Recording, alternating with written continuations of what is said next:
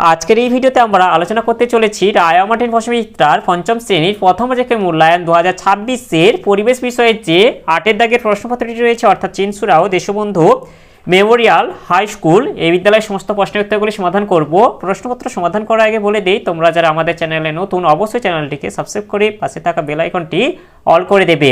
প্রথমে একে দাগে আছে সম্পূর্ণ বাক্যে উত্তর দাও। একের এক আছে কোন প্রাণীর লোভ কাঁটার মতো হয়, এটা বেশ সজারুর। এরপরে একের দুই আছে সাপ কেমন প্রাণী, সাপ হচ্ছে সরীসৃপ প্রাণী। এরপরে একের তিন আছে গৌড় কি, এর উত্তরটি হলো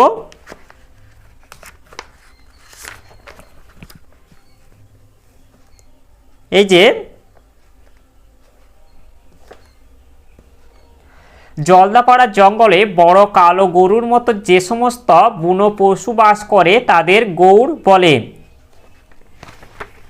এরপরে একের চার যেটা আছে দুধে লেবু রস দিলে দুধ কেটে ছানা হয়ে যায়, এটি কি বিক্রিয়া, এটি হবে রাসায়নিক বিক্রিয়া। এরপরে দুইয়ের দাগে আছে শূন্যস্থান পূরণ করো। দুইয়ের দাগে একে যেটা আছে ত্বকের উপরের স্তরে, এটা রক্ত থাকে না। এরপর দুইয়ের দুই এটা অতিবেগুনি রশ্মি ত্বকে ক্যান্সার ঘটায়। এরপর দুইয়ের তিন অস্থি মজবুত করার জন্য এটা ক্যালসিয়াম দরকার হয়। দুইয়ের চার এটা ট্যাংরা মাছের আঁশ নেই। এরপরে তিনের আগে আছে বাম দিকের সঙ্গে ডান দিক মিলিয়ে লেখো। বাম দিকে আছে তিনের একে ইনফ্লুয়েঞ্জা, এটা হবে বায়ুবাহিত রোগ। এরপরে তিনের দুই যেটা আছে কলেরা, এটা হবে ORS। এরপর তিনে তিন আছে যক্ষা, এটা হবে ডট চিকিৎসা। এরপরে চারে দিকে আছে নিচের প্রশ্নগুলির উত্তর লেখো যে কোনো তিনটি। চার দিকে একে যেটা আছে বর্ম কি, এটি আমাদের কি উপকার করে, এর উত্তরটি হলো এই যে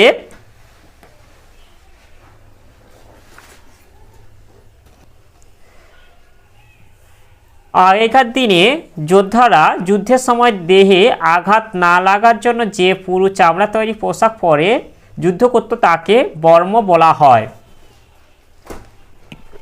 এরপরে চারের দুই যেটা আছে ফিমার কি, এটি কোথায় থাকে, এর উত্তরটি হলো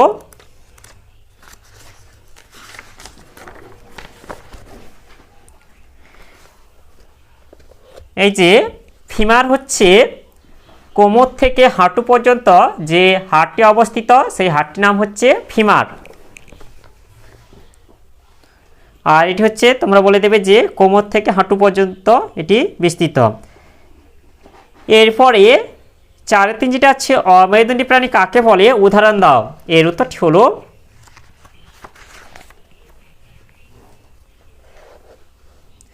যে সমস্ত প্রাণীদের দেহে কোনো হাড় ও মেরুদণ্ড নেই তাদের অমেরুদণ্ডী প্রাণী বলে, যেমন কেঁচো, কেন্ন, প্রজাপতি, চিংড়ি প্রভৃতি। এরপরে চারে চার আছে রক্তাল্পতার কারণে হাতের নখের কি কি বৈশিষ্ট্য লক্ষ্য করা যায়, এর উত্তরটি হলো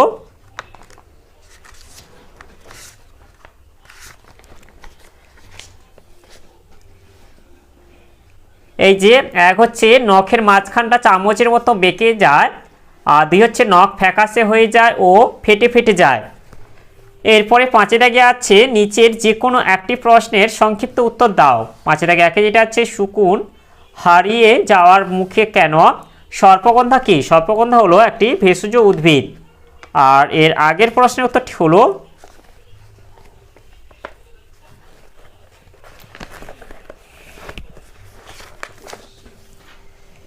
এই যে শকুনের সংখ্যা হঠাৎ খুব কমে যাওয়ার কারণ, এক হচ্ছে বাসস্থান ধ্বংস। শকুন সাধারণত বড় প্রচুর ডালপালাযুক্ত ঝাঁকড়া গাছে বাসা বাঁধে। এই ধরনের গাছের সংখ্যা ধীরে ধীরে কমে যাওয়ায় শকুনদের বাসস্থান হারিয়ে যাচ্ছে ও তাদের সংখ্যা কমছে। এরপর আছে দুয়ে ওষুধযুক্ত খাদ্য গ্রহণ, গরুদের দেহে ব্যথানাশক ওষুধ প্রয়োগ করা হয়, এই ওষুধে থাকা রাসায়নিক পদার্থ গরুর মাংসপেশিতে থেকে যায়। মরা গরুর মাংস খেলে এই রাসায়নিক পদার্থ শকুনদের বৃক্কের কাজ নষ্ট করে দেয়, ফলে শকুনরা মারা যায়। এরপরে পাঁচে থেকে দুই যেটা আছে জীব কি, এটি আমাদের কি কি কাজে সাহায্য করে, এর উত্তরটি হলো জীব হলো আমাদের দেহের একটি পেশিযুক্ত অঙ্গ। আর এর কাজ হলো, এক হচ্ছে খাদ্য গ্রহণ ও কোনো খাবার চেটে খেতে সাহায্য করে, 2 হচ্ছে খাদ্য চিবানোর সময় খাদ্যকে মুখের ভিতরে ওলটপালটে সাহায্য করে, 3 হচ্ছে খাদ্য গিলতে জিভের সাহায্য লাগে, 4 হচ্ছে আমাদের কথা বলতেও জিভ সাহায্য করে। তাহলে আজকের ভিডিওতে আমরা পঞ্চম শ্রেণীর পরিবেশ বিষয়ে যে 8টি থেকে প্রশ্নপত্র ছিল তার সমাধান করলাম। আর ভিডিওটি শেষ করার আগে বলে দিই, তোমরা যারা এখনও পর্যন্ত আমার চ্যানেলটিকে সাবস্ক্রাইব করোনি অবশ্যই চ্যানেলটিকে সাবস্ক্রাইব করে নেবে এবং এই ভিডিওটিকে লাইক, কমেন্ট ও শেয়ার করে দেবে।